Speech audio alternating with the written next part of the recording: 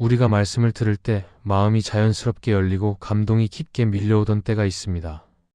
그런데 시간이 지나면서 어느 순간부터 말씀을 들어도 마음이 움직이지 않고 예배 자리에 있어도 예전처럼 은혜가 느껴지지 않는 순간이 찾아올 때가 있습니다.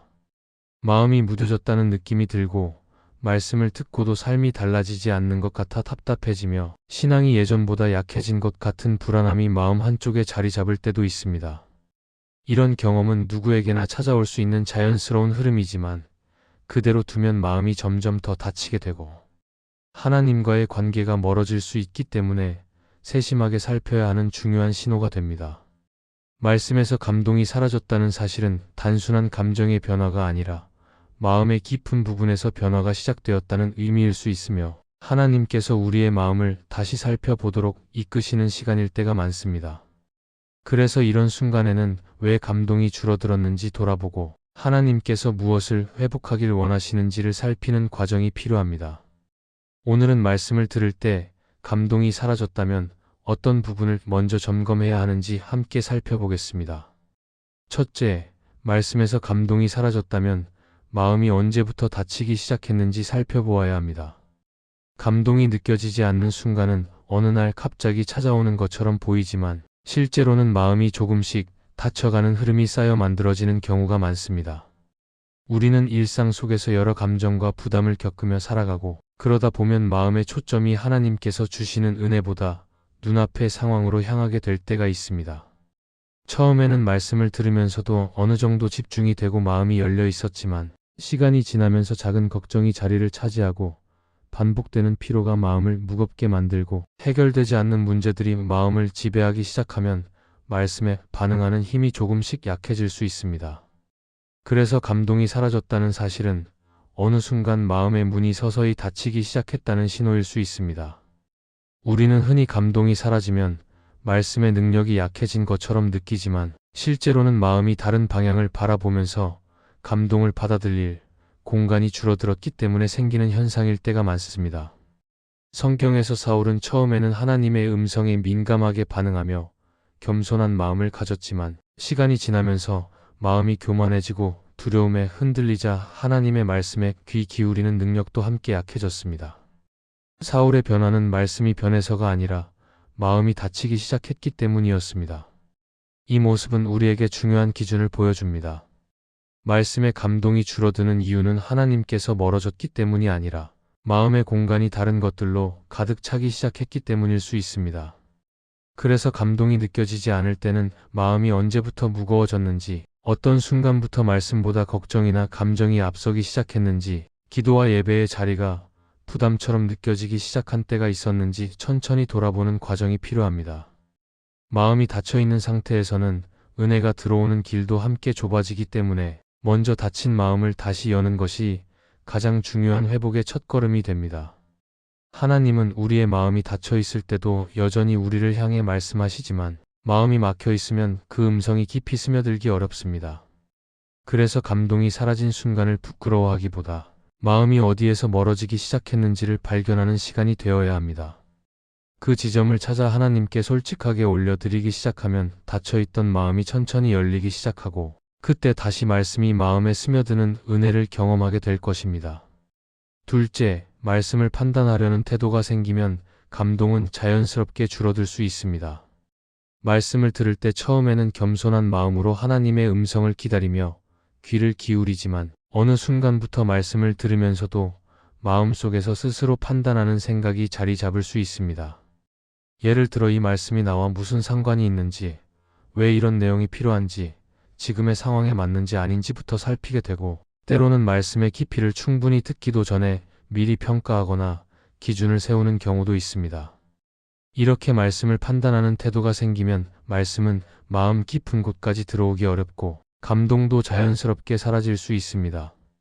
왜냐하면 판단하는 마음은 자신을 보호하려는 마음이기도 하고 말씀의 무게를 받아들이기보다 스스로의 기준을 더 앞세우려는 마음이기 때문입니다. 성경에서 나아만 장군은 엘리사를 찾아가 하나님의 능력을 기대했지만 엘리사가 자신의 예상과 다른 방법으로 치유를 전하자 마음속 판단으로 그 말씀을 거부하려 했습니다. 자신의 기준으로 말씀을 바라본 순간 은혜의 길이 막힐 뻔한 것입니다. 그러나 결국 자신의 판단을 내려놓고 순종하자 하나님의 역사가 이루어졌습니다. 나아만의 이야기는 우리가 말씀 앞에서 어떤 태도를 가져야 하는지 잘 보여줍니다. 말씀은 배우는 자리에서 들을 때 생명력이 흐르고 판단하는 자리에서 들을 때 마음에 닿지 않는다는 사실입니다. 우리도 비슷한 경험을 할 때가 있습니다. 말씀을 듣고 있지만 마음 한편에서는 스스로 결론을 내려버리거나 익숙한 내용이라고 생각하고 넘겨버리거나 듣고 싶은 부분만 취하려는 마음이 생길 때 말씀의 감동은 점점 약해질 수 있습니다. 말씀은 삶을 비추는 빛인데 판단하는 마음을 앞세우면 그 빛이 온전히 비추지 못하게 됩니다. 그래서 말씀을 판단하는 태도가 자리 잡지 않도록 마음을 살피는 일이 필요합니다. 말씀 앞에 겸손한 마음을 세운다는 것은 나를 낮추고 하나님께 마음을 열겠다는 결단이기도 합니다. 감동은 말씀의 내용보다 마음의 태도에서 시작되는 경우가 많고 말씀에 순종하려는 마음이 있을 때 비로소 깊은 울림이 생길 수 있습니다. 말씀을 듣는 순간에 판단하려는 마음이 올라오면 잠시 멈추고 하나님께 마음을 열어보려는 태도를 다시 세워야 감동이 회복될 수 있습니다. 결국 말씀은 이해보다 순종을 통해 더 큰 은혜로 이어지며 판단을 내려놓을 때 하나님께서 준비하신 감동이 다시 흐르게 될 것입니다. 셋째, 감동이 사라진 것은 하나님께서 마음의 뿌리를 새롭게 하시려는 시간일 수 있습니다. 말씀의 감동이 줄어들면 자연스럽게 마음은 위축되고 신앙이 약해진 것 같아 불안해지며 예전처럼 은혜를 깊게 느끼지 못하는 자신을 보며 스스로를 책망할 때도 있습니다. 그러나 감동이 사라진 순간은 반드시 부정적인 시간만은 아니며 오히려 하나님께서 마음의 깊은 부분을 다시 다루시고 새롭게 하려는 은혜의 과정일 수 있습니다. 하나님은 우리의 감정이 항상 뜨겁게 유지되기를 바라는 것이 아니라 그보다 마음의 뿌리가 올바르게 세워져 흔들리지 않는 신앙으로 자라기를 원하십니다. 그래서 감동이 줄어든 시기는 마음이 자라는 또 다른 방식의 시간이 될 수 있습니다. 성경에서 엘리는 오랜 시간 동안 하나님의 음성이 들리지 않는 시대를 지나면서도 하나님께서 새로운 일을 준비하고 계신다는 사실을 알지 못했습니다. 그러나 그 조용한 시기에 하나님은 사무엘을 세우고 새로운 영적 흐름을 시작하셨습니다. 겉으로는 침묵처럼 보였지만 그 시간은 하나님께서 새로운 일을 하시는 준비의 순간이었습니다. 우리의 감동이 사라진 시간도 이와 비슷할 수 있습니다. 하나님께서 특별한 방식으로 우리 마음을 다루고 계시며 우리의 뿌리를 더 깊고 단단하게 세우기 위해 조용한 시간을 허락하시는 경우가 있습니다. 말씀의 감동이 사라지면 우리는 감정적인 부분에만 집중하려 할 때가 있지만 사실 이 시기는 하나님께서 내면을 더 깊게 다루시는 시간이기 때문에 감정을 기준으로 판단하면 안 됩니다. 하나님께서는 마음의 표면이 아니라 깊은 곳을 보시는 분이고 그 깊은 부분이 준비될 때 더 큰 은혜가 자리 잡을 수 있습니다. 그래서 감동이 사라진 순간을 실패로만 해석하지 않고 마음의 뿌리를 새롭게 하시는 하나님의 일하심을 바라보는 시선이 필요합니다.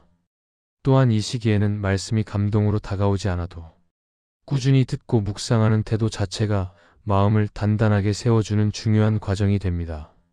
감동이 없더라도 말씀을 붙들고 있을 때 하나님께서 보이지 않는 자리에서 우리 안에 새로운 영적 토양을 만드시는 것입니다.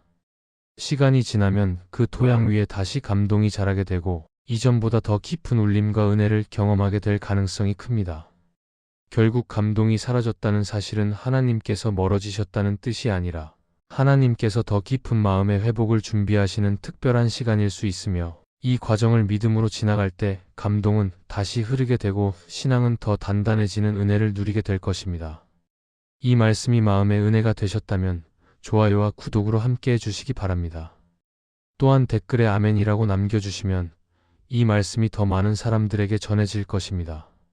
여러분의 삶에 하나님의 평안과 축복이 늘 가득하시기를 바랍니다. 감사합니다.